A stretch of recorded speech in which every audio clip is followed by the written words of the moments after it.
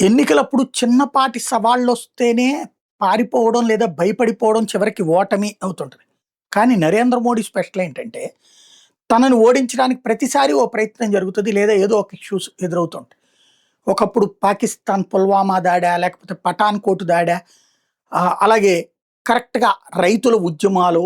ఇప్పుడు చూడండి, కావాలని సృష్టించింది కాదు. కానీ అంతర్జాతీయ పరిణామాలు ఎట్టున్నాయి, కరెక్ట్‌గా ఈ 5 రాష్ట్రాల ఎన్నికలకు ముందు భారీ దెబ్బ. యుద్ధం. ఆ యుద్ధంలో పాకిస్తాన్ కీలక పాత్ర పోషిస్తోంది.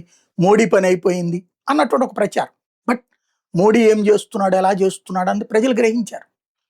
ఒకప్పుడు నోట్ల రద్దు చేశాక ఓడిపోతాడన్నారు. ఉత్తరప్రదేశ్‌లో గెలిచారు కదా!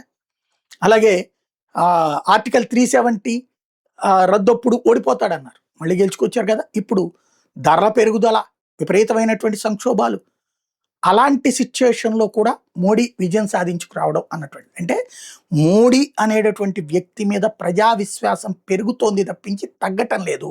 అతని మీద విష ప్రచారం చేసే కొద్దీ, వాస్తవాలకు విరుద్ధ ప్రచారం చేసే కొద్దీ, అతనికి సవాళ్ళు ఎక్కువయ్యే కొద్దీ మరింత రాటుదేలుతున్నాడు. వరుసగా 3 సార్లు విజయం. అసాధ్యం అనుకున్నది సుసాధ్యం చేశాడు.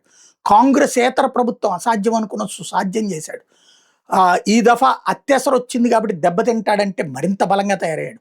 ఆ తర్వాత జరిగిన ప్రతిసారి ఎన్నికల్లో కూడా తనదైనటువంటి బాణిని చూపెడుతున్నాడు. బెంగాల్ లాంటి చోట్ల అధికారం అంటే ఆషామాషి కాదు, సాధించి చూపెట్టాడు. ఒరిస్సా తీసుకురావడం క్రిందటిసారి గొప్ప అయితే, మహారాష్ట్ర తేవడం ఒక గొప్ప అయితే, ఇప్పుడు బెంగాల్ మహా గొప్ప అనమాట.